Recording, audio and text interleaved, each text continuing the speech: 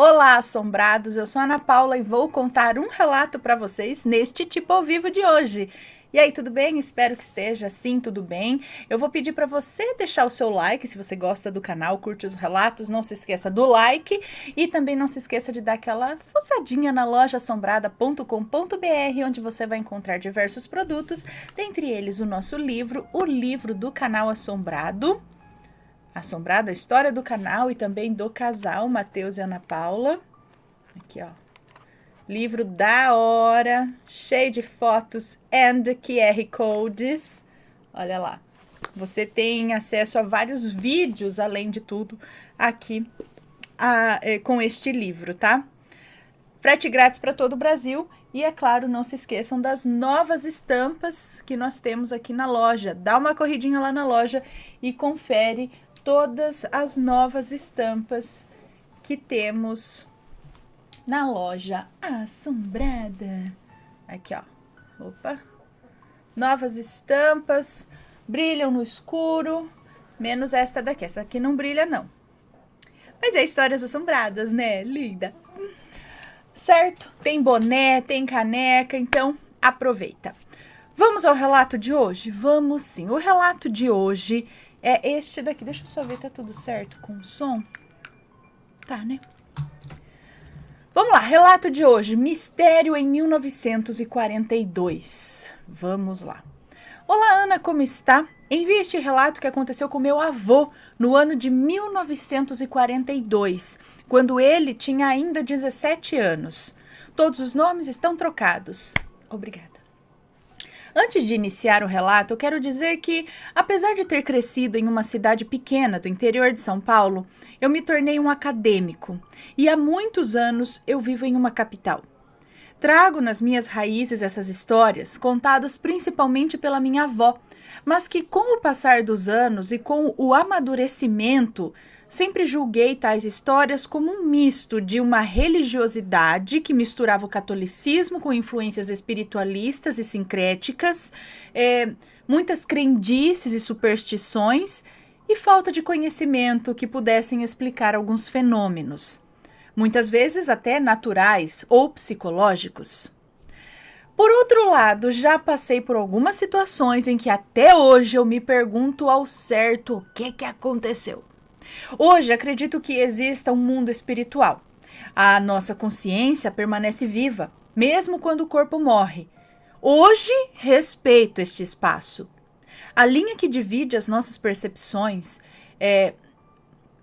Hoje respeito esse espaço, a linha que divide nossas percepções e tive a oportunidade de resgatar a minha fé. Acredito também que ninguém é 100% bom ou 100% ruim. Temos essas duas forças dentro de nós e temos a escolha de saber qual força usar e quando. Pensando no mundo espiritual como um desdobramento deste ou vice-versa, acredito que há espíritos, entidades ou qualquer outro ser que queiramos chamar que tem a capacidade de nos fazer bem, ajudando e nos confortando em um momento difícil. Por exemplo, deixa eu só ver, eu acho que é um moço que nos conta. Eu fiquei na dúvida se era um moço ou uma moça, mas eu acho que é um moço. Voltando aqui, ó. Então, acredito... Certo? O som? Achei que eu tava escutando tipo um ASMR passando aqui, mas não é. Então, acredito que há espíritos, entidades ou qualquer outro ser que queiramos chamar que tenha capacidade de nos fazer bem, ajudando e nos confortando em um momento difícil, por exemplo.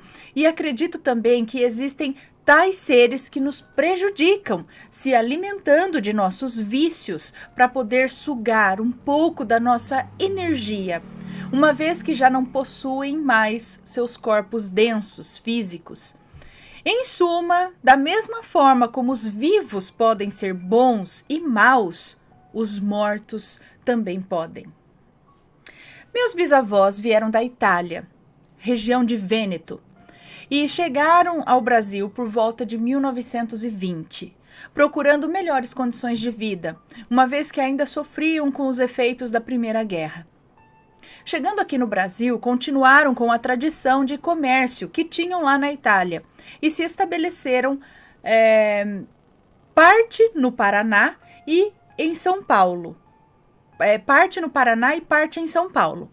A família do meu avô se estabeleceu em uma pequena cidade do interior de São Paulo, próximo à capital, e tinham uma venda onde comercializavam todo tipo de produto.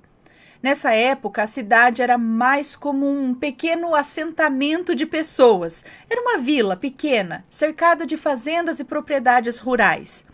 O centro era composto por uma rua que dava acesso à via principal, igreja, alguns prédios públicos e os casarões dos cafeicultores e cerealistas do feijão. A venda dos meus bisavós ficava no centro, no final da rua, e a casa onde viviam era em uma chácara, a uns 15 minutos a cavalo dali. No limite dessa chácara ficava a propriedade de um grande fazendeiro. E descendo pelas plantações desse fazendeiro, havia, no final do cercado, um pedaço de mata que escondia um rio. A partir do cercado dessa fazenda, a área de mata era bem fechada e o rio era profundo e servia como local de pesca. Os animais também eram abundantes e algumas pessoas da região costumavam caçá-los. Um deles era o meu avô. Em 1942, o meu avô contava com 17 anos e costumava pescar nesse rio e caçar com seus amigos. Em certa ocasião, o meu avô e o seu melhor amigo, Firmino, combinaram de caçar à noite, após o trabalho. Firmino trabalhava em uma fazenda próxima, que também fazia fronteira com essa mata, mas era um pasto de criação de gado. Ele era responsável por levar os animais para pastar e para beber água, em uma espécie de açude que foi feito do outro lado da propriedade, muito próximo do rio. Eles já estavam acostumados a entrar na mata para caçar, e era a terceira vez que iam juntos para caçar à noite. Nas vezes anteriores, desciam a grota pelas 6:30 da tarde, mais ou menos, ficavam de tocaia, caçavam às vezes queixadas, veados e tatus, e depois voltavam para casa por volta das 5 horas da manhã, com os espólios da noite. Dessa vez, se aprontaram para fazer igual, com a única diferença que a mãe do meu avô pediu para que eles tomassem muito cuidado, porque ela estava sentindo que alguma coisa ruim estava passando por aquele lugar. Ela dizia que sentia o mesmo que sentiu quando passou pela Primeira Guerra, um espírito de morte, segundo ela. Eles não deram tanta atenção, mas o meu avô ficou meio cabreiro e seguiram um pouco mais cedo, armados com uma faca cada um e uma espingarda. A distância entre a chácara do meu avô e a mata era de uns 40 minutos a pé. Era uma descida suave entre os cafezais e depois da cerca já estavam na mata. Existia 2 pontos de caça, um que era acessado pela fazenda de café e outro a 1 quilômetro de distância, que era acessado pelo pasto da fazenda em que Firmino trabalhava. Dependendo de como estivesse o primeiro lugar de caça, eles poderiam ir para o outro, beirando a cerca que dividia a mata das fazendas. O segundo local de caça era mais longe, e a volta para a chácara do meu avô era de 1h20 mais ou menos. Mas, como o acesso era pela propriedade que o Firmino trabalhava, eles poderiam pegar o cavalo do Firmino, que ficava na mangueira, né? Bom, essas informações são importantes para entender o que aconteceu na sequência. Coçando, você tem um pelo de gato aqui? Bom, era sexta-feira à noite. Sábado era o dia de folga do Firmino e meu bisavô. Sábado era o dia de folga do Firmino e o meu bisavô não abria a venda aos sábados antes das 9 horas da manhã, tá? Então, meu avô tinha tempo de dormir um pouco mais, já que trabalhava com o pai dele. Então, eles chegaram ao primeiro local de caça, né? Sexta-feira à noite, tal, chegaram ao primeiro local de caça. Fizeram um fogo baixo, fizeram café e comeram o pão que o Firmino levou. Passando das 7 horas da noite, com a mata em total escuridão, os dois resolveram apagar o fogo e subir em uma árvore, para esperar a movimentação noturna dos animais. Por volta das 9 da noite e sem nenhum sinal de animais, o meu avô chamou a atenção do seu amigo. Firmino, apaga o cigarro. Você está escutando alguma coisa? O amigo do meu avô apagou o paieiro imediatamente e disse: não estou escutando nada, nem mosquito tem aqui. Nesse momento, os dois só se olharam e começaram a descer da árvore. Mas foram surpreendidos por um guincho de porco correndo. Foram surpreendidos por um guincho de porcos correndo. O que é um guincho de porcos? É um grupo de porcos? Correndo. Firmino era mais velho, ele tinha 19 anos, então ele ficou responsável pela espingarda. Então subiram um pouco mais alto na árvore e ficaram esperando as queixadas passarem. Queixadas, acho que é um tipo de porco, não é? É um porcão? Enfim, uma espécie de porco, não é? Bom, o barulho continuou como se estivessem fugindo de algo, como se os bichos estivessem fugindo de algo. E meu avô perguntou se, sei lá, poderia ser uma onça. Continuaram quietos em suas posições e conforme o barulho se aproximava, uma luz baixa começava a iluminar o chão da mata. Com medo de acidentalmente atirar em outro caçador, o Firmino abaixou a espingarda e os dois ficaram só olhando para baixo para ver o que acontecia. Em um instante, uma vara de porcos, agora sim, esse coletivo eu sei, uma vara de porcos passou-se batendo no chão, uns 8 porcos no total, que meu avô afirmou ter podido ver porque a luz estava muito mais forte. E viram também como os porcos estavam desesperados. Eles estavam aquele alvoroço de porco capotando e saindo correndo. A luz que eles viram era uma espécie de esfera luminosa do tamanho de um melão, com uma luz branca que passou junto com os porcos.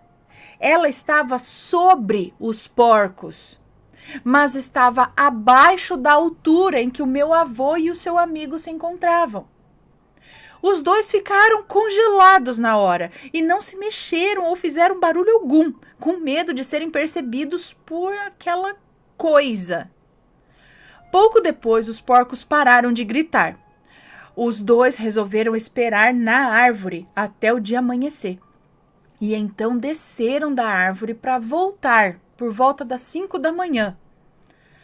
O meu avô contou que não falaram nada, mal respiraram naquela noite, porque o silêncio na mata era total. Quando desceram, pegaram um trecho do caminho na direção em que os porcos fugiram. E meu avô contou que, um pouco para frente de onde estavam, encontraram pedaços dos porcos, como se um animal tivesse arrancado e queimado. Como se um animal tivesse arrancado e queimado. O cheiro de pelo queimado era forte ali, até aquele momento, né? Nesse instante, saíram correndo e decidiram ir pelo caminho que não passava pelos cafezais. Preferiram voltar pelo pasto, porque era aberto, né? Quando eles passaram a cerca para entrar no pasto, Firmino conseguiu ver ao longe uma vaca caída. Ao se aproximarem, viram que a vaca estava morta, com algumas partes do corpo faltando, meio dilacerada, e com partes também queimadas. Os dois ficaram desesperados e foram direto para a mangueira pegar o cavalo do Firmino e contaram um total de 8 vacas mortas pelo caminho. Todas as outras estavam juntas, assustadas e sem emitir nenhum barulho.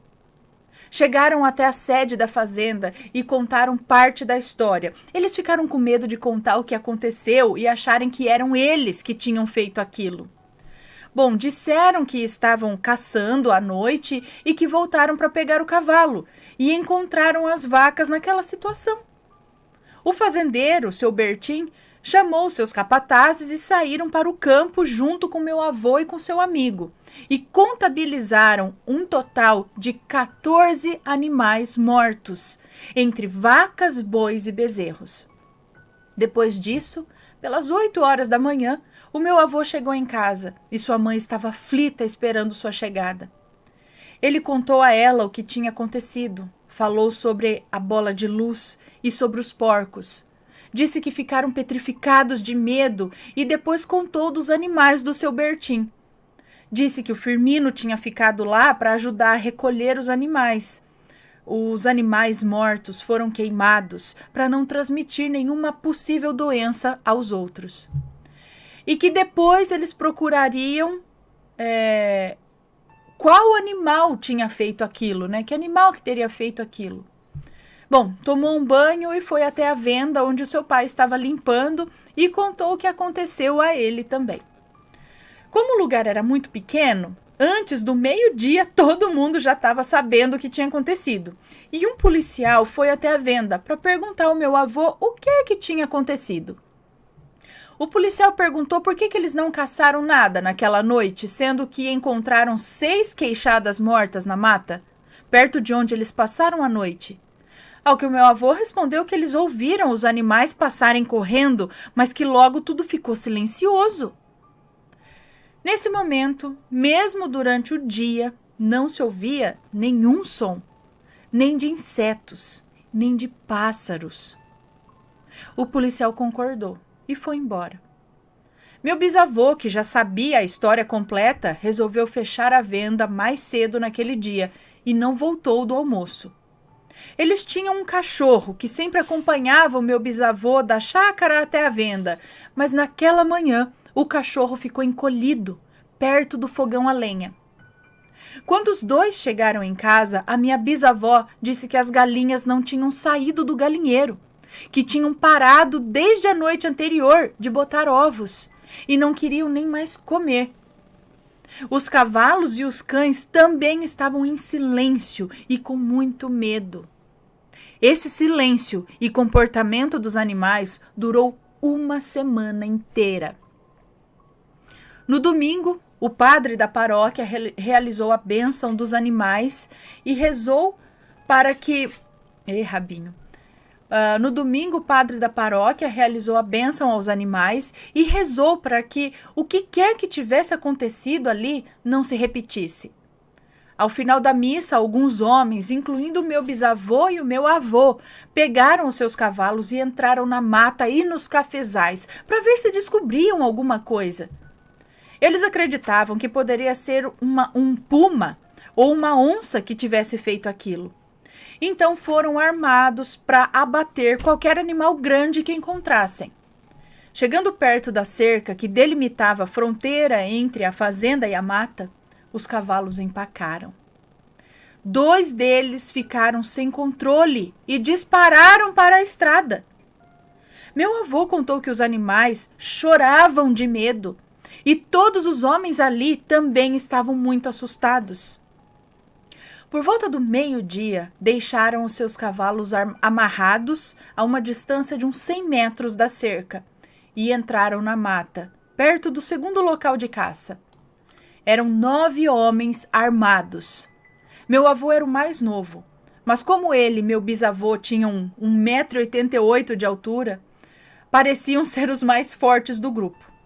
Ficaram o tempo todo juntos, entraram até a altura do rio, cruzaram o rio e caminharam até o pé da serra, que na ocasião ainda era de mata virgem. Não encontraram nada. E na volta cruzaram o rio por outro caminho. A mata estava inteira em silêncio.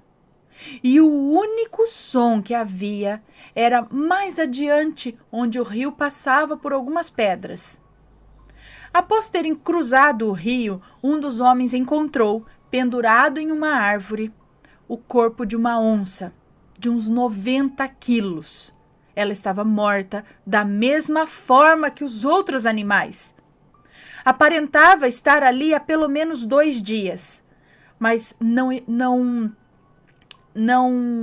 exalava cheiro algum e também não havia insetos nela, o que é muito incomum. Todos os homens ficaram assombrados com aquela cena e perceberam que o que tinha feito aquilo era ainda mais forte e mais perigoso do que uma onça. Desceram o corpo e enterraram em uma clareira próxima ali, para não apodrecer e gerar doenças para outros animais. Ao final, todos os homens, calados, se dirigiram, atentos até o final da mata e pararam as buscas. Todos voltaram em silêncio. E naquele domingo, todos permaneceram em suas casas. Na segunda-feira, os trabalhos nas fazendas foram interrompidos e voltaram somente na outra semana. Meu avô conta que após terem voltado para casa, se mantiveram em silêncio quase total, sendo quebrado apenas pelas rezas da minha bisavó. Algumas galinhas morreram de fome, mas os cachorros e os cavalos sobreviveram. Meu avô conta que a cidade quase morreu, sem saberem o que estava acontecendo, mas que tudo que sentiam era uma tristeza muito grande pelos animais perdidos e pelos comportamentos dos que haviam sobrevivido. Na região, outras 5 fazendas foram atacadas, chegando a contabilizar quase 50 animais de grande porte mortos. Na sexta-feira seguinte, exatos 7 dias após essa bola de luz que o meu avô e o seu amigo viram, minha bisavó foi correndo acordar o meu avô para que ele visse que os pássaros haviam voltado. Até as formigas e os mosquitos reapareceram. Os cachorros estavam normais e as galinhas estavam fora do galinheiro e comendo tudo. Nunca ninguém soube o que aconteceu naquela situação. Mas o meu avô contou que os seus pais ficaram mais tristes do que no período da guerra. O meu avô também mencionou que todos os gatos que haviam no lugar fugiram e só voltaram após 7 dias. Gato é esperto mesmo, né? Ó, cestinho sentido ali, ó. Vou vazar daqui, tem um negócio, depois eu volto. Bom, obrigado por ler o meu relato. Essa história foi documentada em jornais na época e como era vendido na venda do meu bisavô, alguns exemplares ainda existem com alguns parentes. Atribuíram, na ocasião, os ataques a alguma onça muito grande. Meu avô disse que ele e o Firmino comentaram com outras pessoas sobre o que eles viram naquela noite e que disseram que poderia ser algum tipo de assombração. Extraterrestres ainda não eram os principais suspeitos naquela época. O meu avô sempre foi um homem íntegro e de muita hombridade. Então todos nós acreditamos que essa história realmente aconteceu como ele nos contou. Os descendentes do Firmino também corroboram o que eu contei aqui. Obrigado novamente. É o moço que nos conta. Muito obrigada pela sua história. Gente, então, uma bola de luz em cima dos bichos. Papapá, a gente sabe. Lembra da história dos chupacabras? Né? Isso me lembrou um pouco a onda do chupacabras. Apareciam, né? Só que na nossa onda do chupacabras não tinha nada de sangue, mas em alguns casos tinha a parte da queimadura. Alguns casos eu lembro de ver o lance da queimadura. Seria essa ausência de animais, o afastamento e os animais ficarem, seria algum tipo de radiação, alguma coisa invisível, mas sabe aparelho de mosquito que fica mandando uma onda ali que a gente não escuta, mas que afasta os mosquitos? Então, seria algo que foi plantado em cima dessa área de fazendas para justamente para isso, e essas ondas invisíveis, inaudíveis, porém que dá para sentir. Sabe aquela coisa, eu tô sentindo uma coisa, é a vibração daquilo, você sente que é uma coisa esquisita, os bichos sentiram, mas você não vê, você não ouve, mas tá passando alguma coisa ali.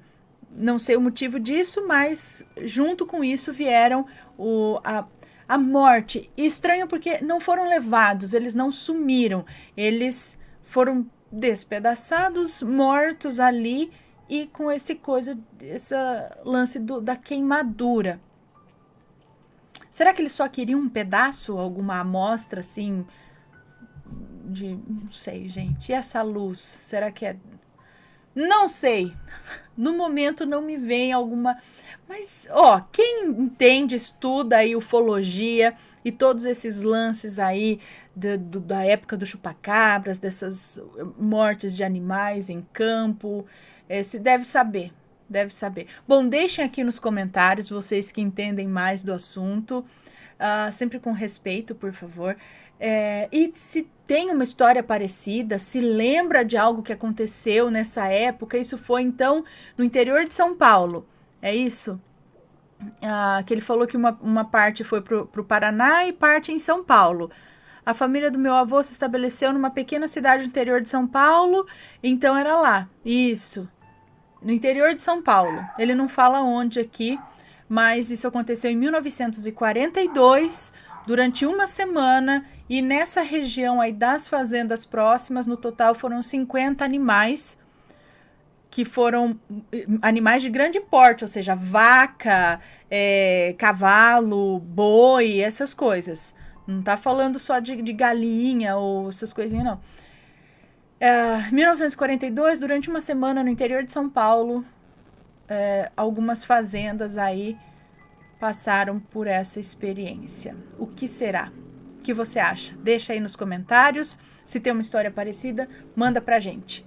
Esse foi o relato de hoje. Espero que tenham gostado. Um grande beijo para vocês e a gente se vê no próximo relato. Fui!